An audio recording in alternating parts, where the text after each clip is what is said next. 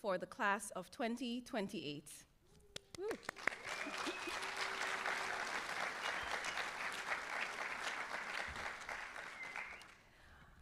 I would like to recognize the presence of Dr. Charles Modica, Chancellor, and Mrs. Modica, Dr. Marius Lucas, Dean of the School of Medicine, Dr. Mark Clunas, Senior Associate Dean of Basic Sciences, Dr. Anna Cyrus Murden, our keynote speaker, Dr. Brendan Lagrenade, Vice Provost for Institutional Advancement, Dr. Lucy Eugene, Dean of the School of Arts and Sciences, Dr. Lucy Clunes, Dean of Students, the deans, assistant provosts, chairs, and heads of departments within the St. George's University School of Medicine, other faculty members, specially invited guests, parents, students, ladies and gentlemen.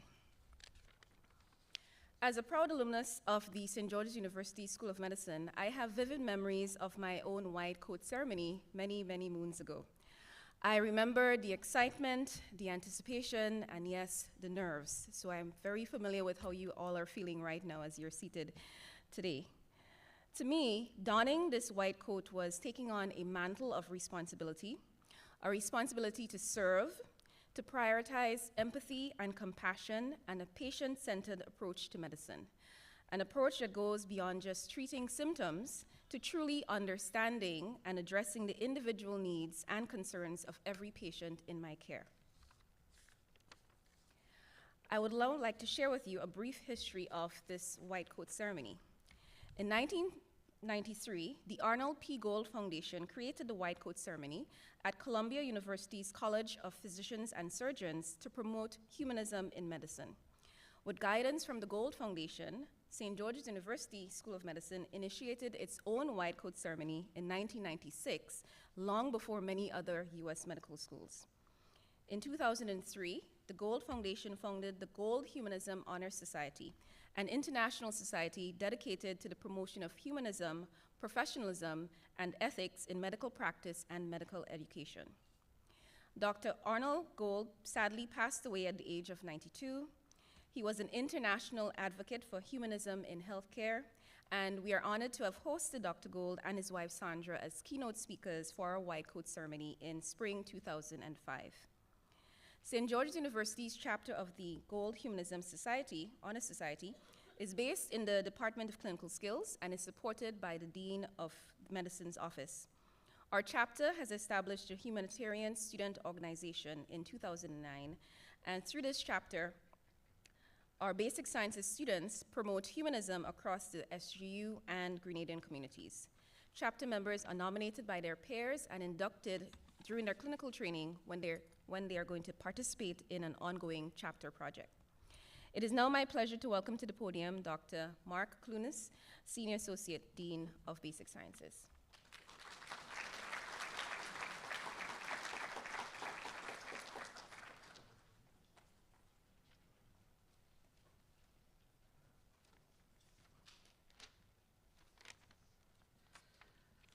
A very warm welcome and good morning to you all. I'm Mark Clunas. I know you haven't had the chance to meet me yet. Usually I see you when you first arrive and we talk at orientation about the mission of St. George's University, the values, and what you're going to learn over the next few years. I was off island, so I apologize for that, but it's wonderful to be here with you today. A good morning to our guests, old and new, colleagues from through the ages here at St. George's University, to our current administrators, and of course, most importantly, a very good morning to our students, the class of 2028. I also want to mention a crucial part of your journey here, which are the parents and supporters of you on this journey. Now, St. George's University's mission is to equip you with the skills for a life of a physician. And today is a symbolic gesture. It's an important public commitment to the values and integrity of the profession that you've chosen to embark on. It's a promise to yourself, a promise to your peers, your colleagues, a promise to your supporters, your parents, that you're committed to applying yourself for this journey. I want to take a moment for you to just reflect and think about your supporters here in the audience today. If you want to acknowledge them, you can stand up, shout your thanks to them. For those of you who have people in the audience today, do you want to just take a moment to congratulate those supporters? And for the parents in the audience today, I always remember when I first joined the faculty here at St. George's University, there was an old professor, his name was Tony Paparo, and he said to me when I first joined was, love your kids, enjoy their youth, they will get older faster than you can imagine. They're your only real legacy, and they're the greatest gift that no matter how old they get, they just keep on taking. So, thank you, Tony Paparo, for those words of wisdom. My children are much older now, as your children are here today, but I know your hearts are filled with pride when you see the journey that they're embarking on. Dick Olds, our past president, always used to say at the end of the ceremony, after donning the white coat and reciting your oath, you're no more equipped for this journey. It's just the start of the journey today and a public commitment.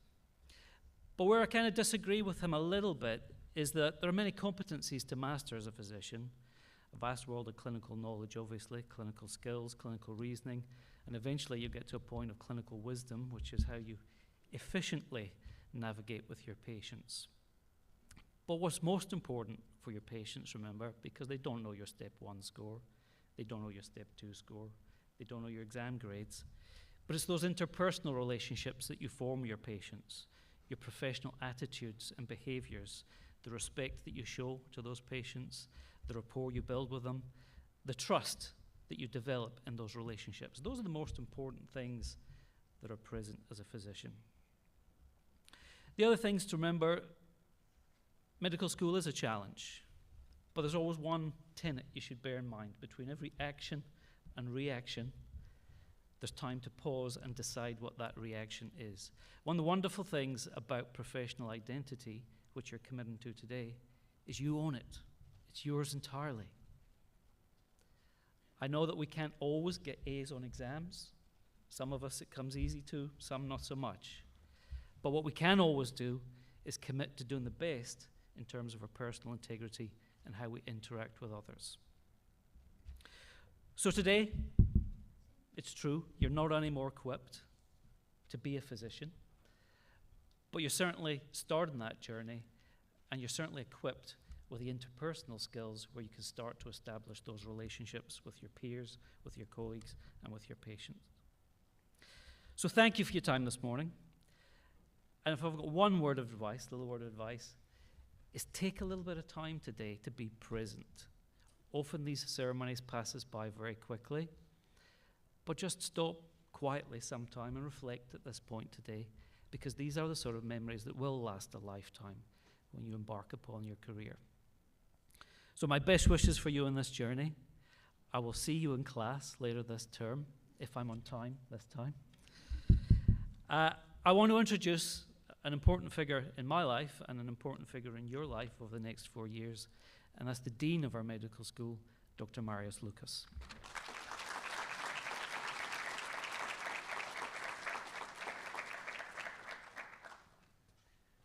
Good morning, everybody, and welcome, class of 2028. It's a very exciting moment for all of you and all of us, obviously. So I'm going to go a little bit off script. You will not hear the cliche that the dean typically says in those ceremonies, but we're going to talk about some important elements that I think is very crucial and very important for all of you to have and portray on your everyday life. So number one, you need to be very, very happy faces 24/7. In other words, your body language has to be a very enthusiastic, positive, no matter what happens in the world, no matter what happens in your personal life. People will like you and love you, and your patients will do the same once you have this infectious, in a good sense, personality and face and body language that you're there to help everybody else. I know exams can be a challenge. I know medical school is definitely a challenge. But you cannot portray that. when you are in the outside world, outside of your room, outside of your safe zone, you have to be a very, very happy person. And habit, we are creatures of habit, so make it habitual. Make it habitual that you're presidential. You say hi to everybody. You're genuinely interested to see how other people do and help. The second thing, and I will not talk about knowledge because I'm pretty sure all of you, you're very good students in order to be here with us. But consistency is a key. Whatever we do, we need to be consistent. That means we don't study today 100 hours, right? And next week we're like, oh, I'm so tired, I burned out. No. We're consistently good. That means we are consistently have a good time management. We're consistently striving to be the best, and we're consistently happy and positive and smiling, like most of you do right now. Another thing, medicine is not a profession of selfishness. That means we're not selfish. That's why we're asking for help early on. Not only because we are not doing well in class or because we have a problem, but also if we get a 95 in an exam and we want to make it 100, you go out and you ask for help. What can I do to become better? All the great sportsmen and women in Olympic Games, they have coaches, multiple, to make them even better, because gold medal is just not enough in medicine. You have so many patients and you have a lot of gold medals you have to win in every single day. So please, please, please ask for help for whatever you can imagine. It can be at the gym, it can be at the class, it can be for issues you have, even for cooking, even for things that you can never imagine, right? Asking for help, it's a way to learn and be better team player. The last one, which I'm very sensitive about that, you're not alone in this journey. Obviously, you have your faculty, you have your staff, you have your friends, but you have also your parents. So please, please make sure that you keep a contact with your parents. It's very, very important that you tell them, again, consistently, in a very positive way, how you do. Even if you don't do well, you have to tell them. Because trust me, they're stressing far more than you stressed out. But since they have some years in their back, they don't show it to you like you would show to them. So please make sure you contact them, you tell them what is your internal pain and external pain, and tell them I'm doing excellent, I'm doing very well, but dad or mom, I'm not doing so well, I need some help here. Whatever is help is that, right? And I remember back in my days when I was in medical school, it was so hard to call because I was in a different country. I was in Poland, my parents, they were in Greece. Tried to get a phone call from Poland to Greece in 1994, it was a fortune. Nowadays, it's like, you know, hey mom, you know, they can even see you. I mean, fascinating, right? But please make sure that, as Dr. Rao would say, contact your parents is very, very important. With all those small things, the off script, I would like to wish you all the best. You're in the right place. I want to remind to everybody that St. George's University is the #1 provider for physicians in the United States. For the last 4 years in a row, we have placed more residents than any other school in the US system. So definitely you're in the right place and you have all the abilities to become great physicians. With all this, I would like to introduce our next speaker, the founder and chancellor of this university, Charles Modica.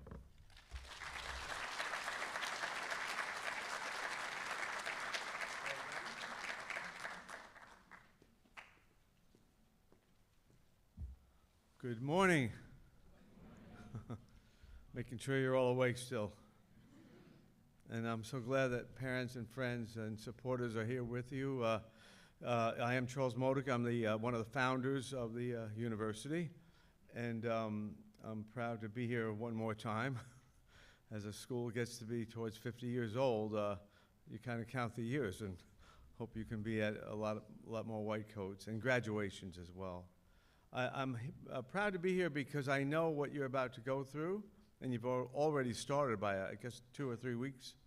How long is it? About 2? 4? See, that's good. The students always were able to be a little smarter than me, and I like that. I like that. I was guessing 2 or 3. It's 4. I want to mention, speaking of a founder and a guy that's been around here a long time, the only original faculty member that's still with us in this world is also still part of the university. He's the dean of the Alumni Affairs Office, He was the Dean of Students for many years, and that's Dr. Vishnu Rao. If you could stand.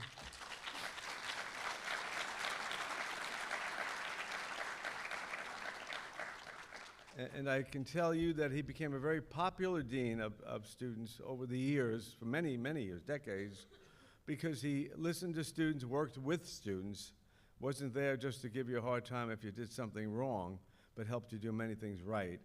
And he passed the torch on to somebody that just took it running.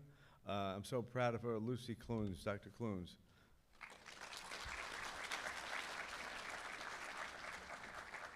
So I'll tell you a quick story or two. I get to do that. Come on, I flew all the way here yesterday to be here, and I'm flying out today. So because it's a special day, and I recognize that. How did I come to found the university? You probably don't know. And I told this to the Dean of Harvard Medical School at the time, Jeffrey Flyer, who's now on our board, by the way, and because we're the Harvard of the Caribbean, so I always used to kid around with him that you're the St. George's of the North. He took it well, actually. He thought that's a pretty good way to summarize it. And I've been down here with him a number of times, and good man. And he marveled at the founding of the school. You know, he got his job as the Dean of Harvard Medical School the honest way, and I think there were 200 people vying for the job, and for some reason he got selected after committee after committee. I'm the founder of the university. I got my job because I'm the founder of the university. Hey, what the heck, you know? And, but I was a foreign medical student in 1970, long before your parents were probably born.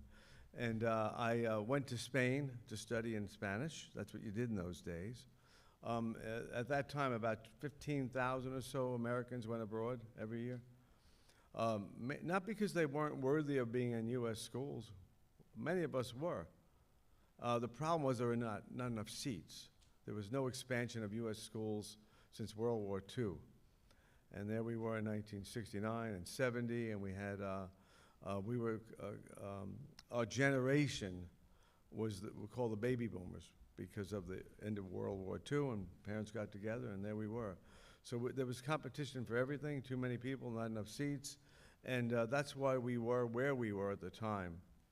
By going to Spain, I recognized immediately that this ain't a lot of fun, because whatever I have to learn has to be in a foreign language to begin with, and then I have to pass all the exams, and I did it. I went through my whole first year. I had aprobado. Aprobado means you're approved to go on. And in Spain, they didn't have an MCAT. You'll be proud to know. Nor do they in many other countries, actually. I think they're smarter that way. They had the selectivo year.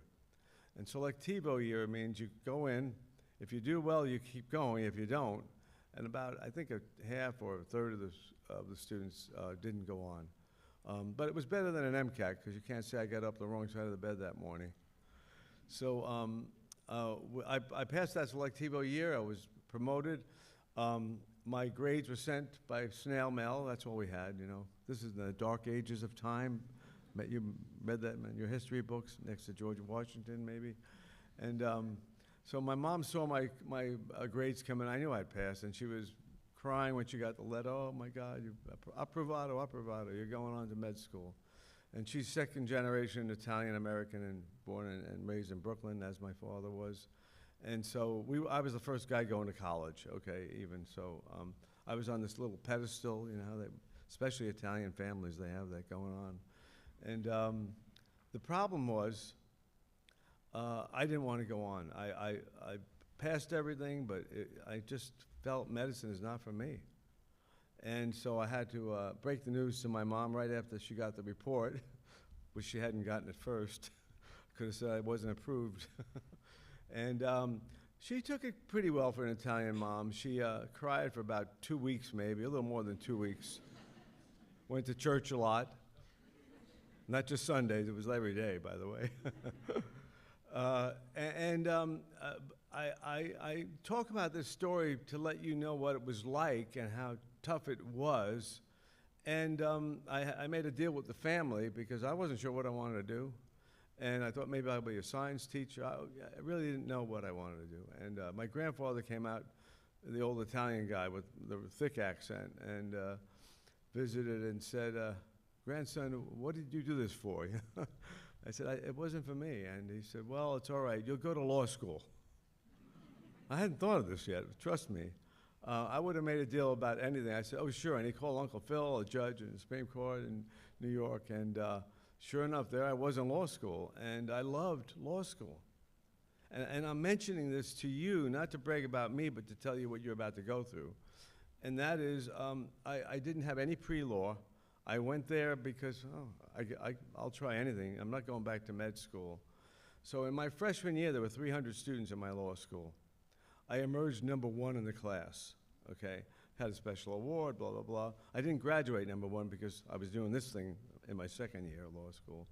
But I say that because after going to medical school, and that's what you're going to be doing now, guys and gals, law was like reading short stories, finding out what the facts were, what the law that it was applied was, and what the result was.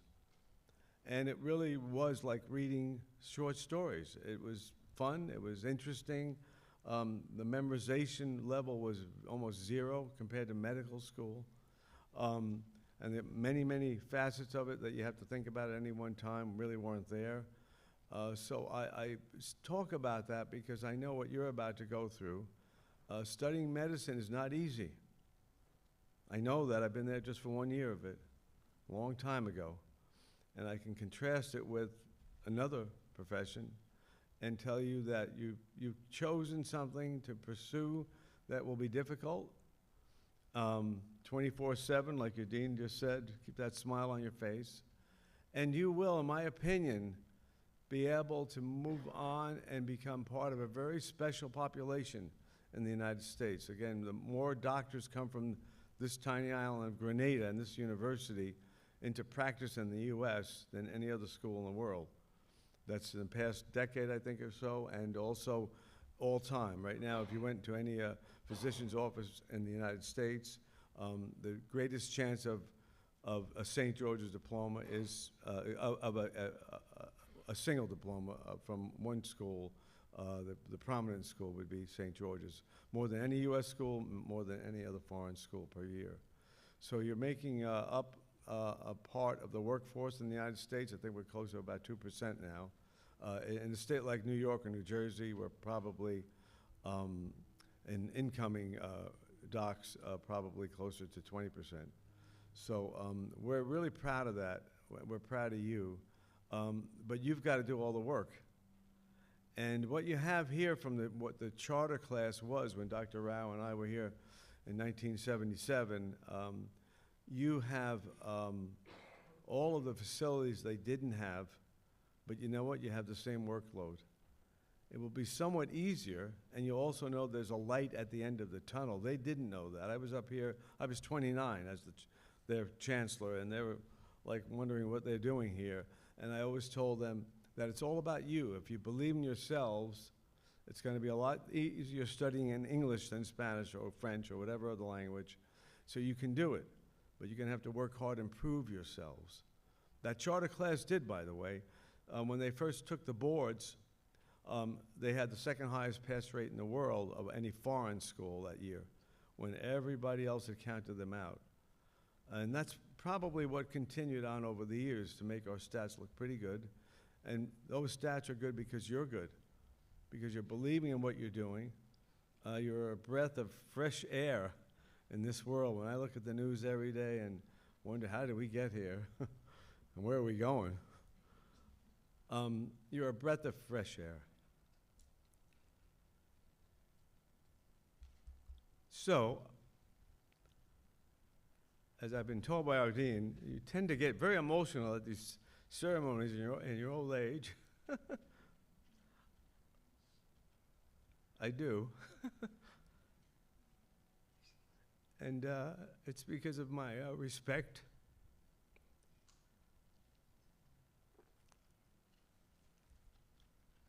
and admiration for you.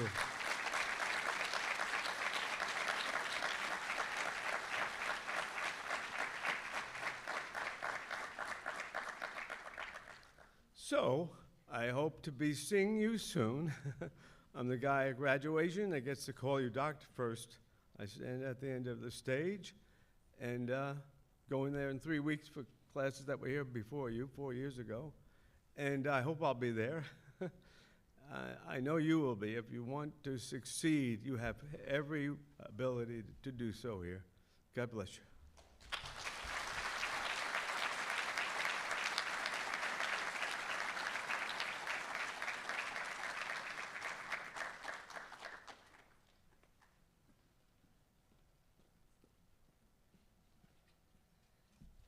Thank you, Dr. Monica. It now gives me great pleasure to introduce Dr. Anna Cyrus-Murden, our keynote speaker. Dr. Anna Cyrus-Murden is a dedicated physician and educator driven by fervent commitment to enhancing healthcare outcomes via simulation training and public health endeavors.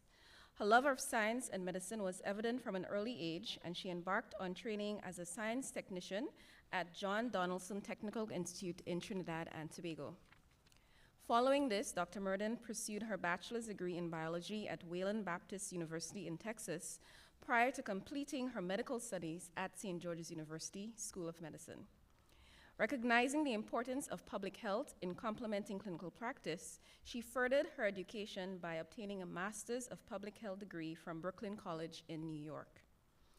Her career trajectory took a pivotal turn upon her appointment as the director of the Center for Medical Simulation at Lutheran Medical Center in New York. In this role, she led efforts to integrate simulation-based training into medical education and clinical practice, enhancing patient safety and healthcare outcomes through multidisciplinary programs. With a focus on advancing medical education, she served as course director for simulation courses in internal medicine and OBGYN residencies. Dr. Cyrus-Murden's expertise in simulation methodologies and commitment to excellence earned her recognition as a key asset to the institution, underscored by her proactive engagement in initiatives such as the Surviving Sepsis campaign, where she contributed to enhancing hospital-wide multidisciplinary training to improve patient outcomes. She continues to spearhead simulation research and innovation, actively contributing to the enhancement of medical education and patient care. Dr. Cyrus-Murden's passion for medical education led her to her current position as the Assistant Dean for Simulation and co-chair of the Department of Clinical Skills here at St. George's University. In this capacity, she plays a critical role in shaping the educational framework and ensuring that students receive comprehensive training in clinical skills and simulation techniques.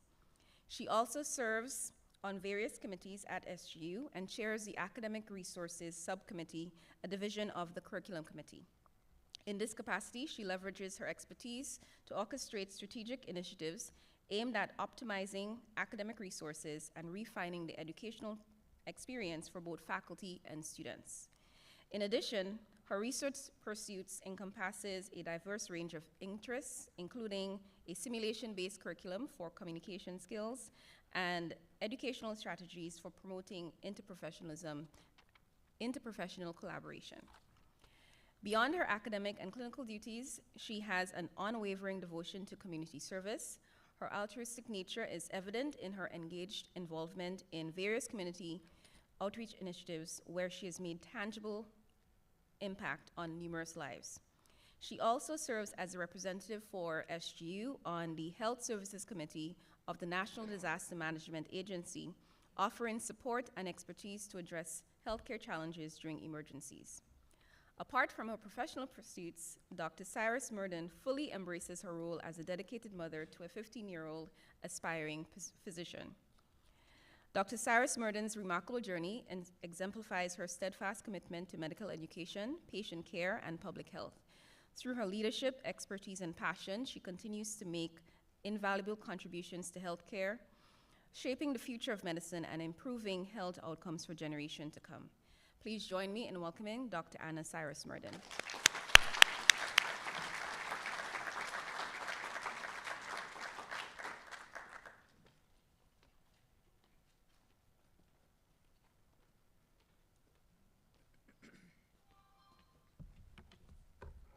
Good morning, everyone.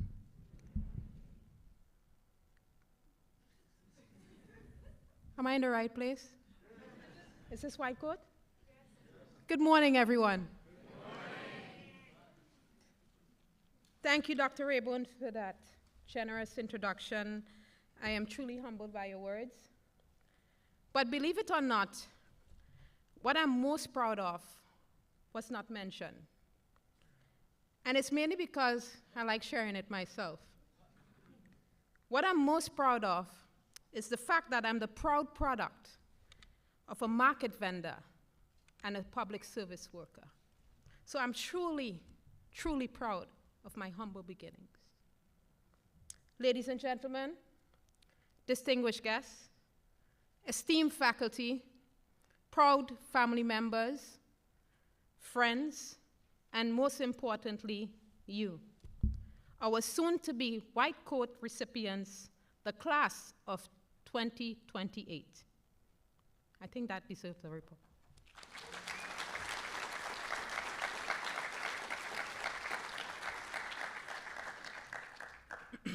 For those of you who know me, understand above all that I love people. I am proud of my roots, as I said before. I am passionate. I love medicine. And I love to have a good time. Therefore, it's my hope that I can stay true to form with this delivery. Firstly, I am deeply humbled to be here. I have had the privilege of addressing various audiences, but as a proud alumnus of St. George's University, today it truly has a profound significance for me as I stand before you as your keynote speaker for this white coat ceremony. It is also my distinct pleasure to celebrate with you, along with the faculty and administration, and bear witness as you open yet another chapter of your momentous journey towards your ultimate aspiration. We are all here to mark your accomplishment and future as a physician with this symbol of the medical profession. Not so very long ago, as I would like to make myself believe, I literally sat in that very same seat as you today. I remember bolting to the stage. No, you see I walk very slowly. Eager to receive my white coat in anticipation, because to me, it was the rite of passage into one of the noblest professions. As you put on your white coat, we welcome you not only into the profession, but also into the SGU family. And it's important to note that beyond the medical knowledge and skills that you will obtain here, St. George's University provides a unique experience that is designed to equip you with the tool set needed to succeed through mentorship, character development, social responsibility, diversity and inclusion, and community service. So as I pondered on the contents of this speech, I could not help but reflect on the many impactful speeches that I bore witness to. You know, the ones that resonate long after they're delivered. For me, the most memorable was the one delivered by my then 5-year-old son, who is now 15, at his kindergarten graduation ceremony. Of course, the fact that I am his mother is a confounding variable. And yes, he was amazing. But believe it or not, the most gratifying moment was really prior to his speech, when he said, "Mommy, I'm going to do this as great as you do." Note, I didn't say good. I said great. Through his eyes, I am great. I was, and I hope I'm still, his blueprint for excellence. So you see why he has played such an integral role in shaping this message I wish to convey to you today. So on this celebratory day, I beg your indulgence in discussing a few components of the blueprint of being a great medical student, and by extension, physician. Let me digress a bit and share one of my favorite quotes by Aristotle, which states, "We are what we repeatedly do. Excellence, then, is not an act, it's an habit." What are your habits? Hold that thought. While you ponder on this, let me share a brief story about myself. It was October 8, 1999. That was a day I will never forget. Unfortunately, this was the day I received a phone call from the hospital in the wee hours of the morning informing me that my mother had passed. October 8, 1999. This was also the date of my neuroscience final exam. You see, as I visited my mother earlier that day in the hospital, I promised her that I would take that exam. Not only did I promise her I would take the exam, I also promised her that I would pass it. The weight of that day was unfathomable. Through that promise, she was forcing me to persevere. Even in her death, she was enforcing Aristotle's quote. She was molding my habits, just as I molded my sons, just as you have fashioned yours to the likes of your mentors and support systems. I'm telling you this to highlight that Aristotle's hidden message is that excellence is attainable by anyone and in any situation. So let excellence be your brand. This brings us to the first core component of our desired blueprint: resilience.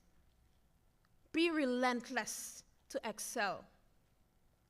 Since you will not only have to fight for your place at the table, but you will have to fight to remain seated there as well. So today I encourage you, moreover, I challenge you to go beyond default and strive for excellence. Be relentless.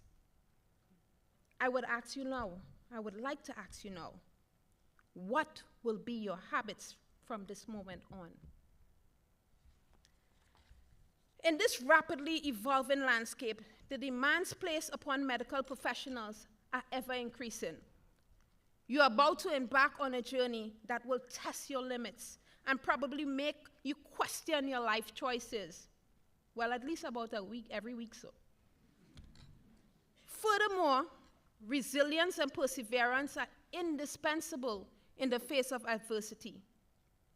You will encounter challenges that test your resolve and push you to your limits, whether it's long hours of studying, setbacks in your academic journey, or difficult patient encounter. Resilience will sustain you through these toughest times. And it is at these moments you must remember that setbacks are not failures, but opportunities to emerge stronger and more determined than before. For the second component of our blueprint, I would like to tell you about one of my patients during my clinical rotations. Mrs. P was a 76-year-old female who was admitted to hospital because of an abdominal mass, which was the size of a basketball. Upon further evaluation, it was concluded that the mass was cancerous. Her husband was deceased. She had no children, and no visitors were observed. One day, at the end of an exhausting shift, I returned to Mrs. P's room as promised. She spoke for over an hour about her husband, about the good old days. Despite being exhausted and really nodding off a few times, I stayed, I listened. And after returning to work the following day, I learned that she passed shortly after I left her room. Though this saddened me, this was saddened me, I found comfort in knowing that I gave her what she needed in her last moments, a listening ear. To me, Mrs. P was more than her diagnosis. She was a daughter, a wife, a friend, and so much more. This highlights the second component of our blueprint, empathy. Medicine is indeed humbling. Empathy isn't just understanding someone's cause of pain. It's about showing up, listening, and offering support in whatever way you can. Despite the vast knowledge you will acquire, there will always be more to learn. And there will be moments of uncertainty and doubt. A great medical student possesses not only a deep understanding of the science behind medicine, but also a profound empathy for the human condition. You must remember that behind every diagnosis and every treatment plan, there lies a human being, often vulnerable and in need of compassion. Your white coat symbolizes not just knowledge, but also the responsibility to alleviate suffering and promote healing through empathy. So let compassion be your compass. Thank you, Dr. Charles.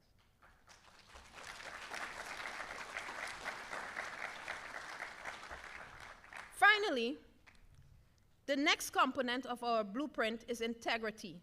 And no, I won't bore you with another story. But integrity must underpin every action you take as a medical professional. The trust placed by your patients is sacred, and it must be earned and upheld with the utmost dignity. Always act in the best interest of your patients, even when faced with difficult decisions or ethical dilemmas. Remember, your integrity is one of your most valuable assets, and it must never be compromised. So, where are we? In addition to resilience, empathy, integrity, a great medical student must also possess a commitment to lifelong learning. Medicine is a dynamic field, constantly evolving with discoveries and innovations. Whether it keeps abreast by the latest research findings or refining your clinical skills through simulation and hands-on experience, the pursuit of knowledge should be a lifelong endeavor. With the surging prevalence and burden of chronic diseases and the search of cures and diseases such as cancer, we need you now more than ever. We need your knowledge and skills to help us reduce these stats and to find cures for what is considered incurable. But of course, this will require initiative, your hard work, diligence, and self-discipline, among other things, and all of which I'm sure is ingrained in you. It should be evident by now the categories under which you fall. As an aspiring physician, you are held to a much higher standard. That bar seems to be raised a tad bit higher than your counterparts. Further, society seems eager to give you the criteria of success and excellence. I'm here to tell you that as a physician, your success, your excellence is not enchased in the titles and the status you will acquire, but it is in your devotion to a greater purpose. This purpose is not limited to restoring health, but transcend to restoring your patient's way of life. Mahatma Gandhi said, the best way to find yourself is to lose yourself in the service of others. This means that the hallmark of your success is therefore rooted in the warmth or empathy felt by your patients, in the satisfaction that you have done all that you can do. You've done your best when it comes to patient care, regardless of the barriers you may encounter, and in the contributions you have made to society. As you forge ahead, you will encounter various challenges, some of which will come out of nowhere and knock you off your feet. At the end of the day, as no two architectural plans are identical, each of your blueprints will vary. But what remains constant is that all blueprints are used to build. So build your brand. Further, as you don with your white coat today, recognize it is not only a symbolic milestone, but a representation of the profound privilege and responsibility that comes with being a physician.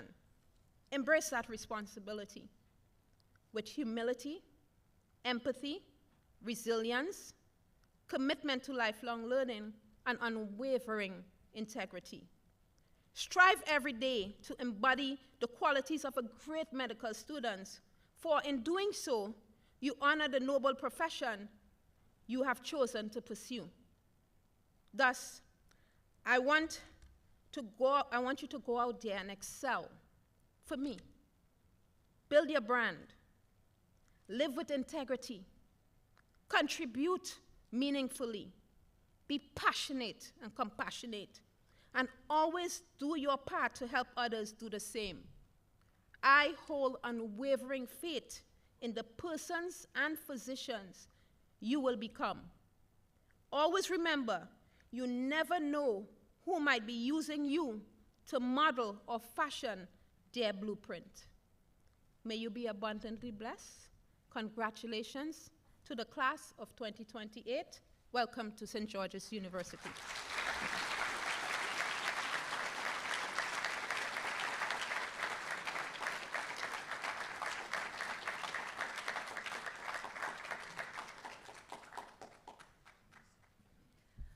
Thank you so much, Dr. Cyrus Murden. I am sure that our students will be using their own blueprints as they build their professional identities, and they're striving for excellence as physicians and for excellence as patient advocates as well.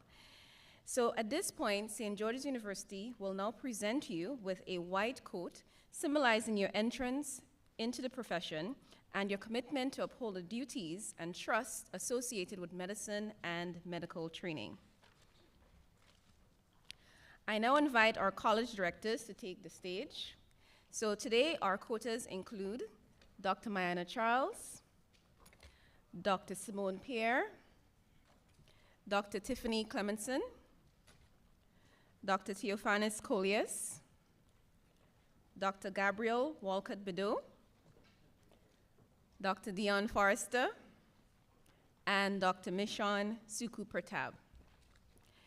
Dr. Sasha Lake, the Assistant Dean of Academic Affairs, will call each student by name and college. Those students who today have with them a physician, family member, or loved one will be quoted by those physicians. Please hold your applause until all students are quoted and keep the aisles clear for the duration of the quoting.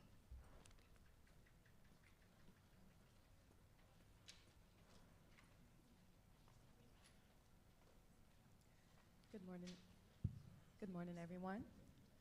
I will now like to call on the students from Blackwell College to be quoted.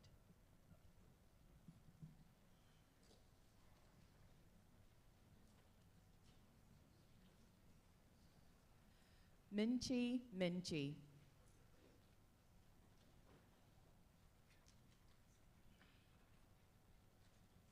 Imelda Funky.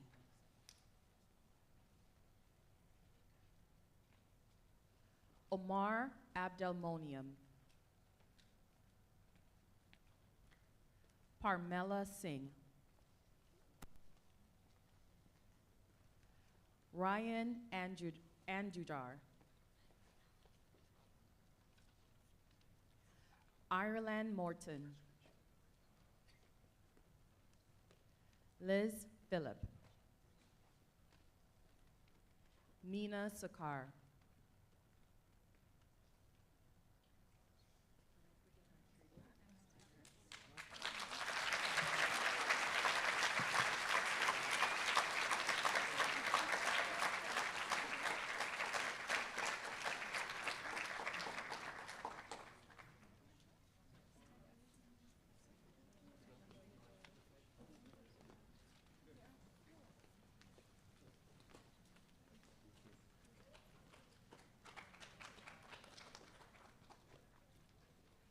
Salman Akhtar.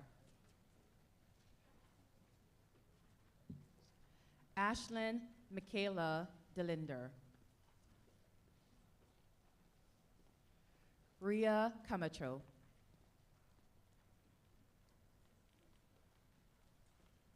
Shayna Kamonvich. Ashbear Sidhu.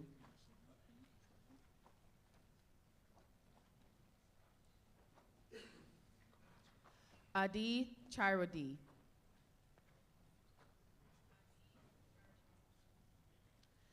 Sydney Konadu.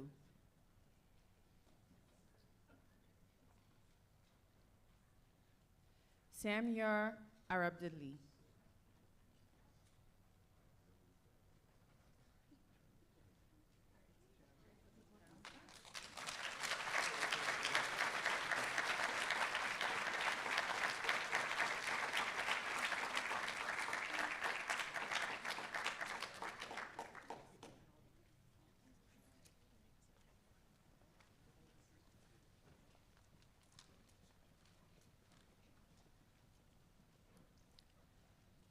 I will now call on the students from Curie College to be quoted. Chelsea Benson Oki.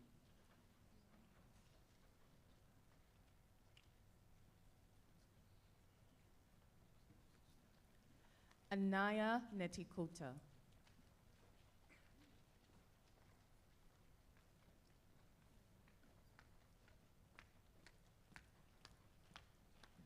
I would now like to call on the students from Fleming College to be quoted. William Cotron.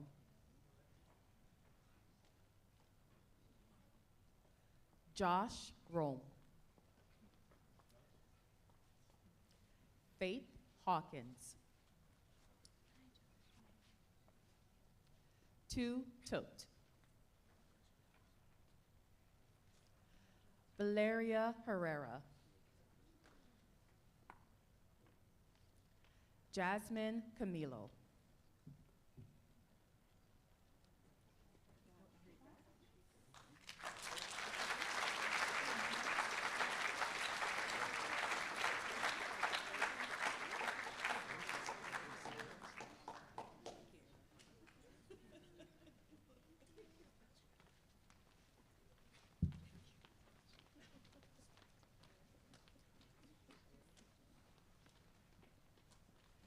I would now like to call on the students from Fleming College to be quoted. Jonathan Glazer.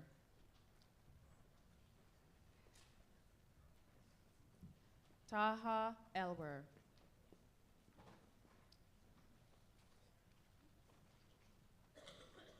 Chukodi Anachebi.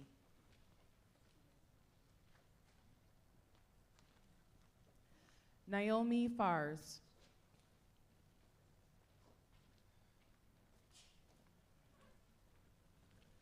Mohsen Imtaz. Brian Kelmser.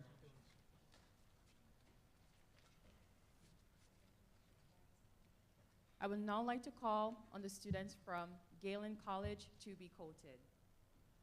Hamza Turan.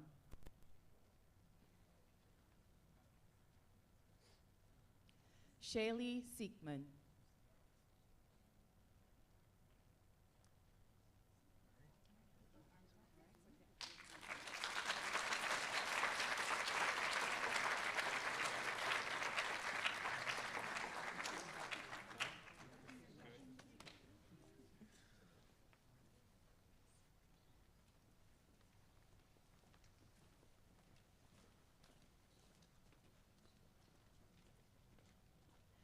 Nancy Shilting Jara.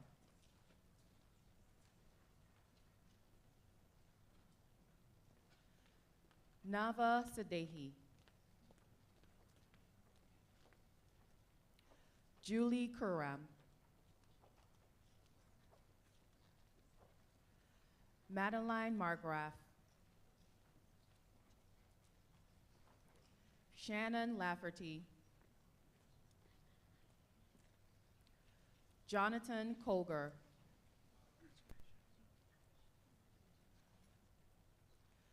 Mohamed Morales,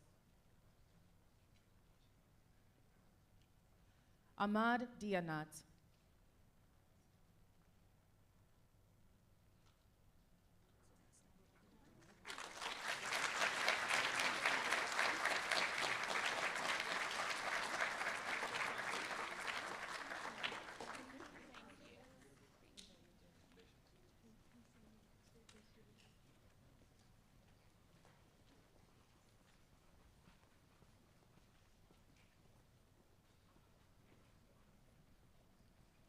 Ashley Chu,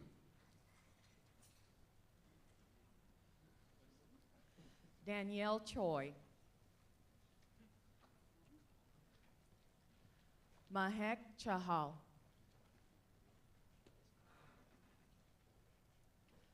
Toby Arawulu,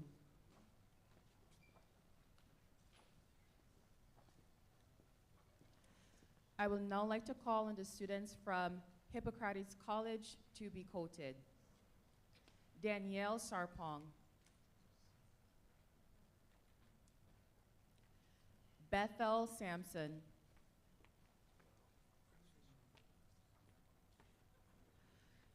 Melissa Sansmer Zamia, Riley Delaire,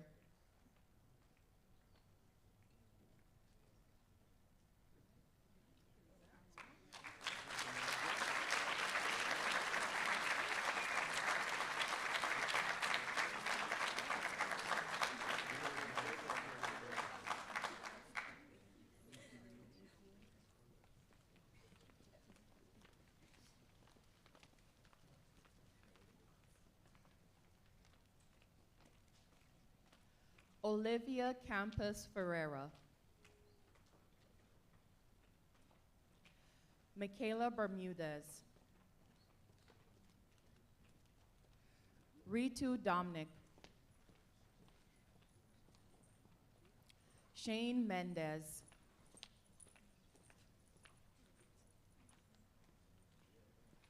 Marina Ovanesian,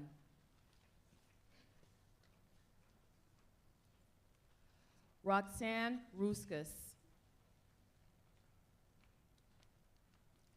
Justin Dudley, Zara Nuri,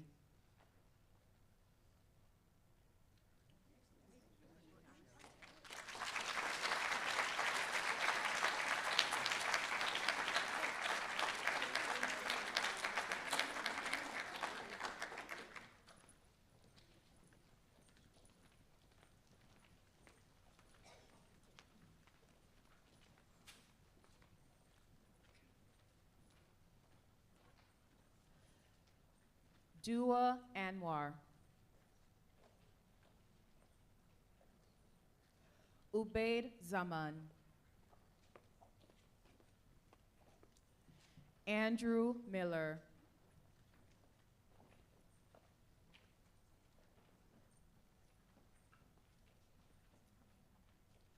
I will now like to call on the students from McKindo College to be quoted.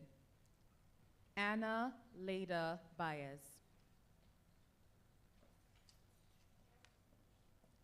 Christine Saki,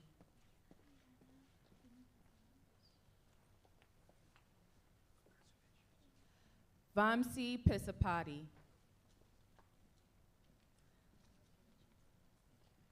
Hema Kilawan,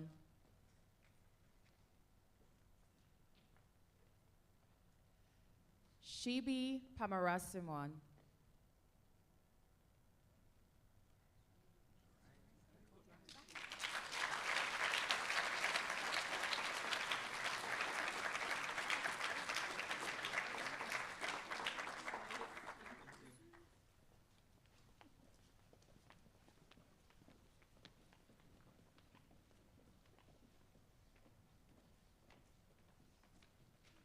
Raul Bodea,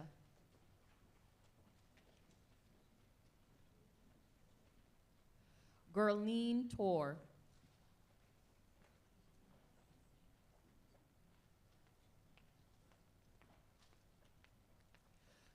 Juliana Davodi Chegani.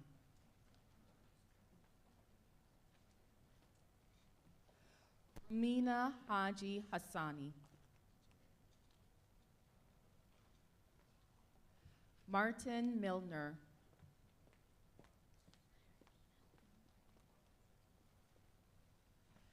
I will now like to call on the students from Metadora College to be quoted. Dania Saeed.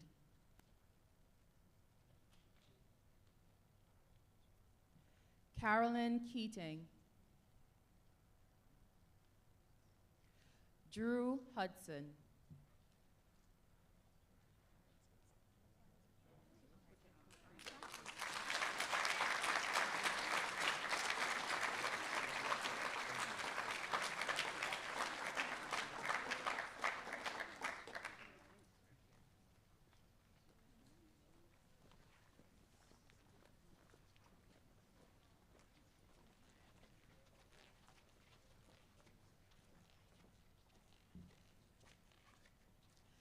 Nicholas Federick.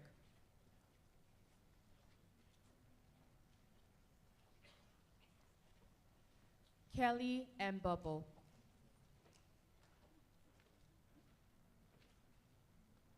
Ebube Okocha. Aditi Sharma. Chaitanya Mir. Mateen Babaev. Fernando Lopez. Derek Stubbs, Jr.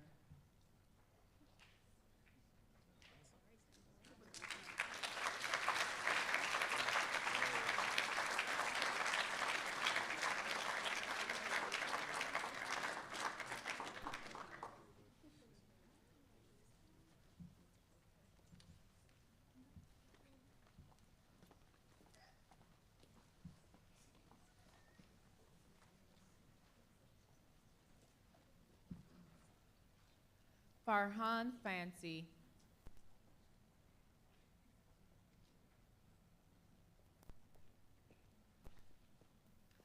I will now like to call on the students from Peabody College to be quoted. Leighton Turner.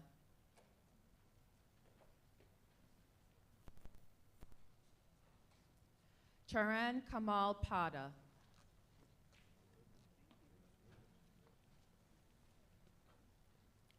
Mohit Veer Brar.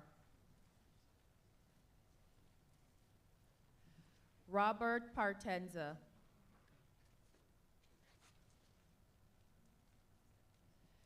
Viha Ibrahim.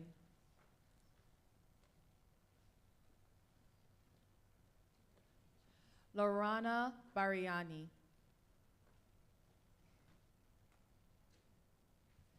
Tabitha Viana Livingston.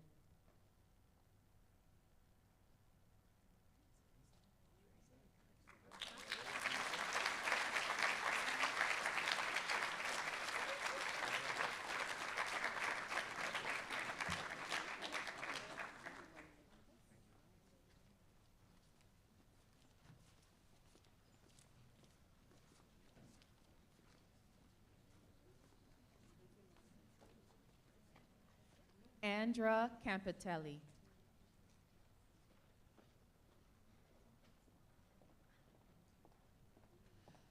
Wabugo Ibokwe.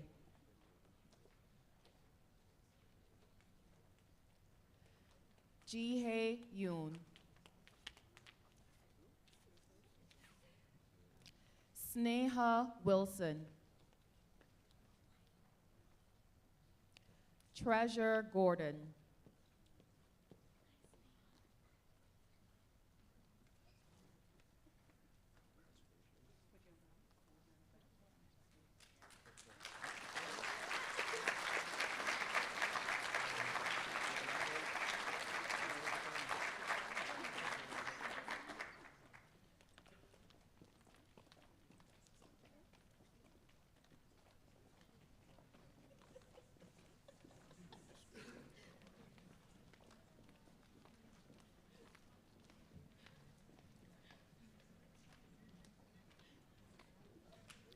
I will now like to call on the students who will be quoted by their designees.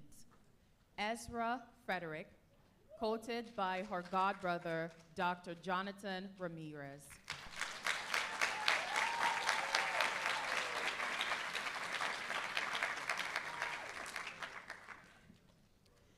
Eddie Hernandez, quoted by father, Dr. Eddie Hernandez, Sr.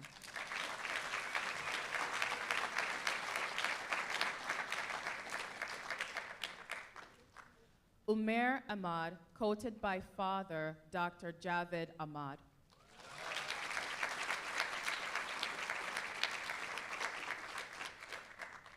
Rhiannon Gillette, quoted by father, Dr. Edward Gillette.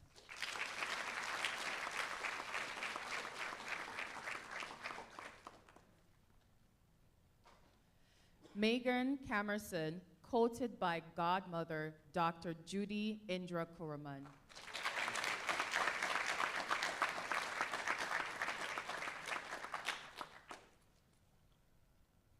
Christian James Princessa, quoted by father, Dr. Gerardo Princessa.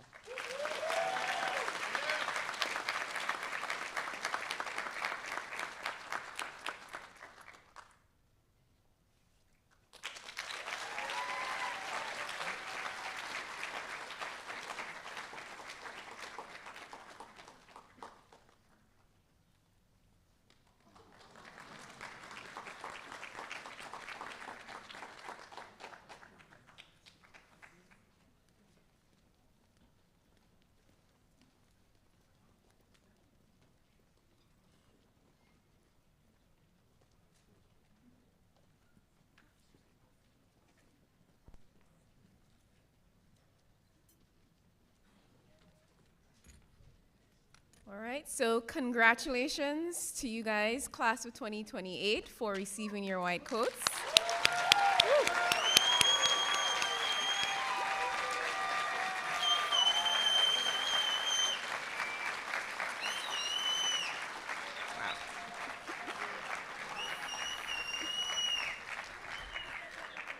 I would now like to introduce Dr. Mayana Charles, a lecturer in the Department of Clinical Skills and an SOM alumnus, and she will be leading you in the professional commitment.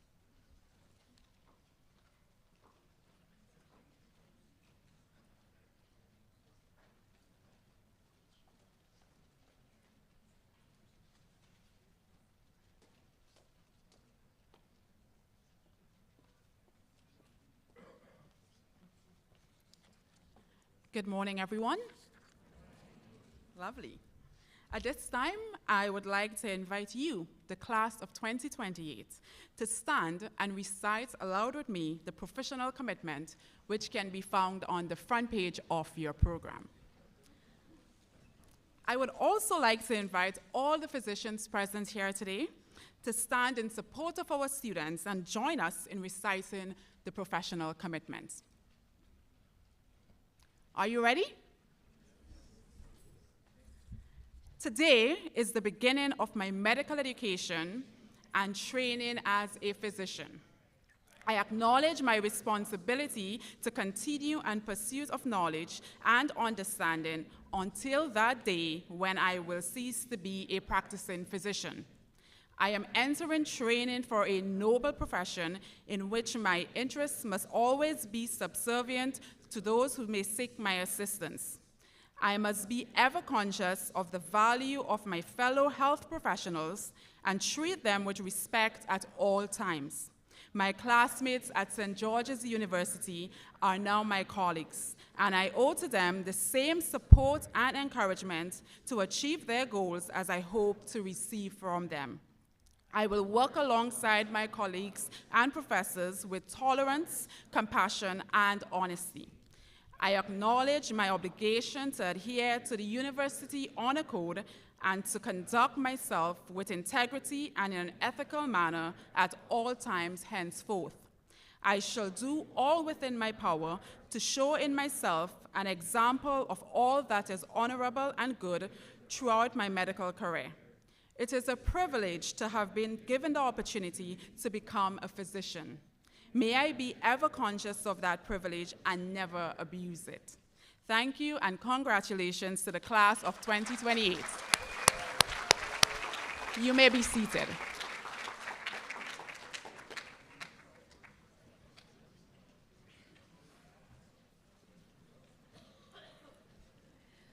So we have come to the end of our white coat ceremony, and I would like to thank you, our students, your families, faculty, staff, administrators, and all of our specially invited guests for your support and for your presence in this very special ceremony. I would like everyone to remain seated and keep the aisles clear until our students have exited as directed by the ushers. And please join us for light refreshments in the open area of Monica Hall. So thank you again, and congratulations again to class of 2028.